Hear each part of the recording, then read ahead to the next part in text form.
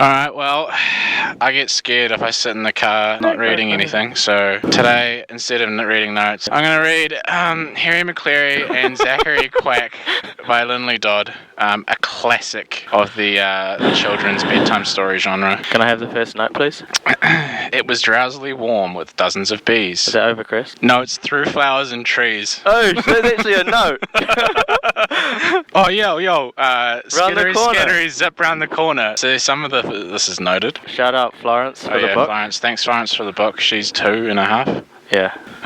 But yeah, if you've got kids that are struggling to get to sleep, maybe chuck this on.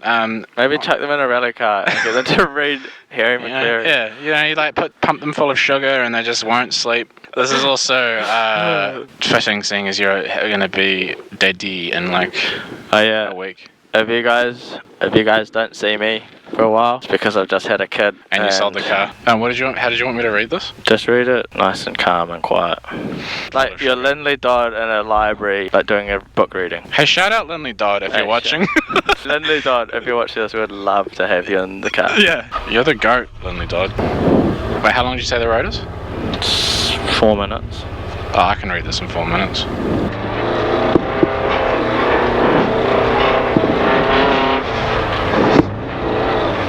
Start. It was drowsily warm with dozens of bees lazily buzzing through the flowers and trees. Good luck. Thanks, mate. It was drowsily warm with dozens of bees lazily buzzing through flowers and trees. Harry Maclary decided to choose a space in the shade for his afternoon snooze. He dozily dreamed as he lay on his back when... Pattery, pattery, skittery, scattery, zip. Round the corner came Zachary Quack,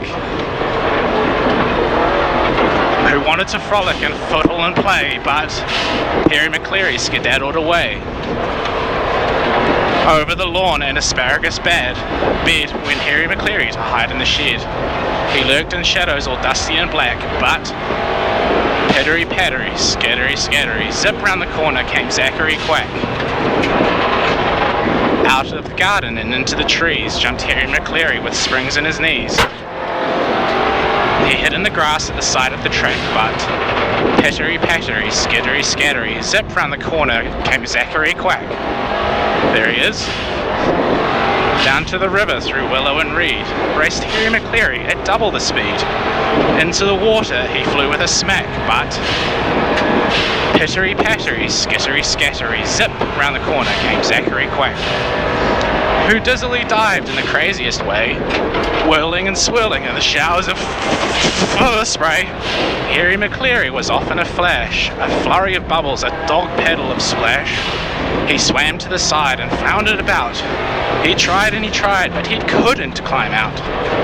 Scrabbling upwards and slithering back when pattery, pattery, skittery, scattery, zip through the corner, water came Zachary Quack, who sped round a corner and, showing the way, led Harry Maclary up, up and away. Then soggy and shivering back up the track went Harry Maclary with Zachary Quack. It was drowsily warm with dozens of bees lazily buzzing through flowers and trees.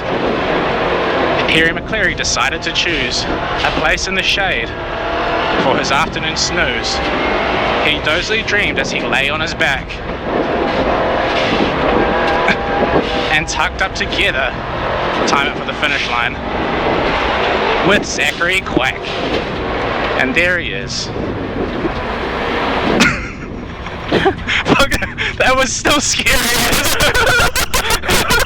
Oh, that actually low sounds, dude.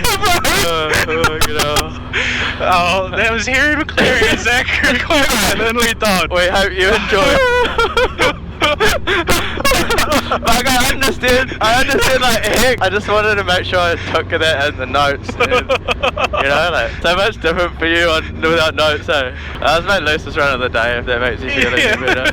Not really. Yeah. I can feel you, like, off the throttle, like, you'd be big slide and you're, like, off the throttle waiting for it to, like, grip up. Yeah. Just so you all know, that's the most scared I've ever been in this car.